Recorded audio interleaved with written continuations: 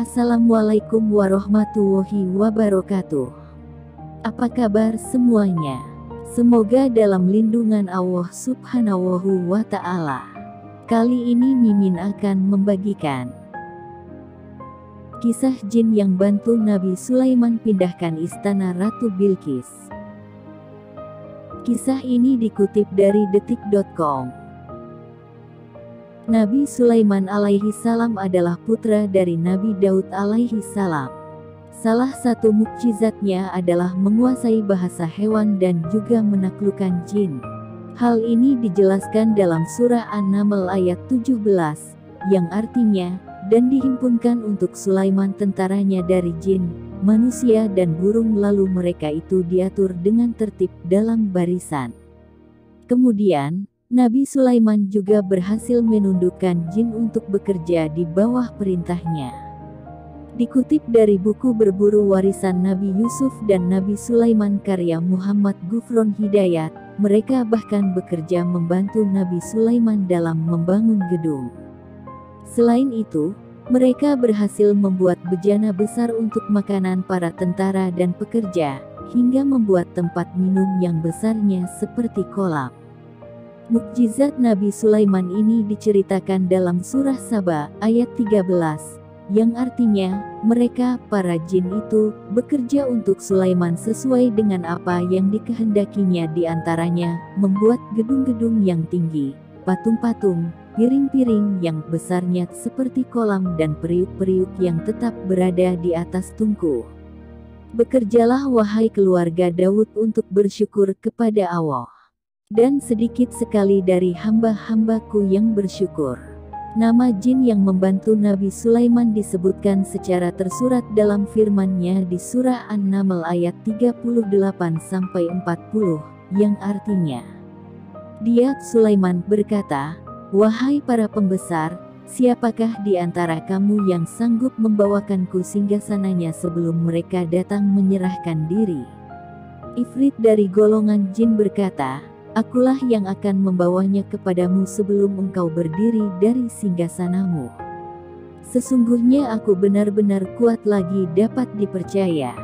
Seorang yang mempunyai ilmu dari kitab suci berkata, "Aku akan mendatangimu dengan membawa singgasana itu sebelum matamu berkedip." Ketika dia, Sulaiman, melihat singgasana itu ada di hadapannya, dia pun berkata, "Ini termasuk karunia Tuhanku untuk mengujiku apakah aku bersyukur atau berbuat kufur. Siapa yang bersyukur, maka sesungguhnya dia bersyukur untuk kebaikan dirinya sendiri. Siapa yang berbuat kufur, maka sesungguhnya Tuhanku Maha Kaya lagi Maha Mulia." Dari bantuan jin Ifrit atas kehendak dan kuasa Allah Subhanahu wa Ta'ala kepada Nabi Sulaiman, beliau mampu membuat Ratu Bilqis beriman kepada Allah Subhanahu wa Ta'ala.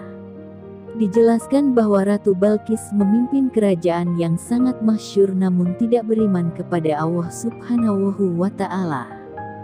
Singkat cerita, setelah utusan Ratu Bilqis datang menemui Nabi Sulaiman, ia menyampaikan apa yang dilihatnya ini sangat di luar nalarnya. Hal ini membuat Ratu Bilqis ingin mengecek sendiri kabar tersebut.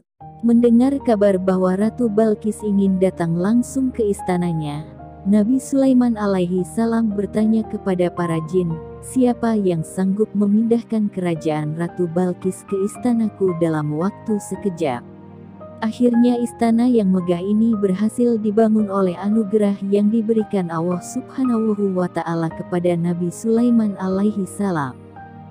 Segera setelah Ratu Bilqis sampai di istana Nabi Sulaiman alaihi salam, ia bertanya, "Seperti inikah singgasanamu?" Kepada Ratu Bilqis yang kebingungan mengamati singgasana itu. Setelah kebingungan beberapa saat, Ratu Bilqis menjawab, "Seakan-akan singgasana ini adalah singgasanaku." Nabi Sulaiman alaihi salam kemudian berkata lagi, "Kami telah diberi pengetahuan sebelumnya dan kami adalah orang-orang yang berserah diri." Ratu Bilqis akhirnya tersadar bahwa yang dilihatnya adalah benar-benar singgasananya. Ratu Bilqis kemudian sangat terpesona dengan keimanan Nabi Sulaiman alaihi salam yang telah disaksikannya. Dia juga terpesona dengan kemajuan ilmu yang telah dicapai di kerajaan Nabi Sulaiman alaihi salam. Beliau kemudian mempersilahkan Ratu Balkis untuk masuk ke istana yang sudah dipersiapkannya. Akhirnya Ratu Balkis tersadar bahwa matahari yang selama ini disembah oleh kaumnya hanyalah makhluk yang telah diciptakan oleh Allah Subhanahu wa Ta'ala untuk semua hambanya. Ratu Balkis lalu mengumumkan keislamannya. Dia pun tunduk dan berserah diri kepada Allah Subhanahu wa Ta'ala dan diikuti oleh seluruh rakyatnya.